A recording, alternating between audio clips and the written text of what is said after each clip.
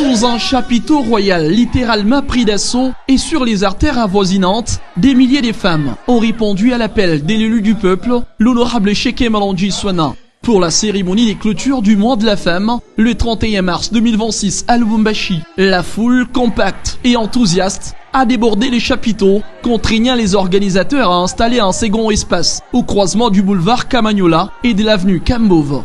Farouchement ancré dans les terrains, celui qu'on surnomme homme aux actions concrètes, l'honorable Cheikh Malandji Souana a choisi de célébrer ces mois aux côtés de ses électrices, renforçant ainsi le lien de confiance avec sa base. L'événement a été construit autour d'un message fort, l'autonomisation des femmes et la nécessité d'une masculinité positive, concept que l'orateur a défini comme l'usage de l'influence masculine pour briser les stéréotypes des genres et créer un environnement propice à l'épanouissement féminin. La clôture n'a pas été qu'une simple cérémonie politique. L'honorable député national Cheikh Malandji Souana a donné une dimension éducative à la rencontre en invitant des figures médiatiques reconnues. Gisèle Tamboui, journaliste, et Rebecca Faïla, directrice des programmes à Malaika Télévision, ont apporté leur expertise pour vulgariser les notions des droits et des parités, rendant ces thèmes accessibles et concrets pour toutes les participantes. Le temps était à la pédagogie et à l'émulation. Ateliers pratiques et échanges et témoignages ont ponctué la matinée.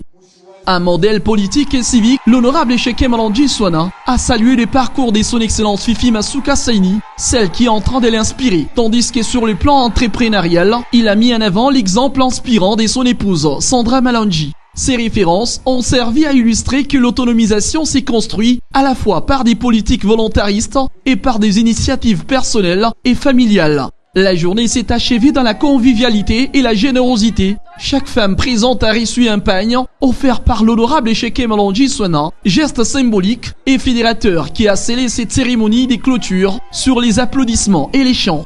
Au-delà du faste et de la foule, c'est surtout un message d'espoir et des responsabilités partagées qui a marqué cette journée. La lutte pour l'égalité et l'émancipation des femmes passe aussi par des alliances locales, un leadership des proximités et une redéfinition des rôles masculins au service du progrès collectif. Lubumbashi en a reçu la démonstration et l'image d'un élu proche de ses électeurs restera longtemps dans les mémoires.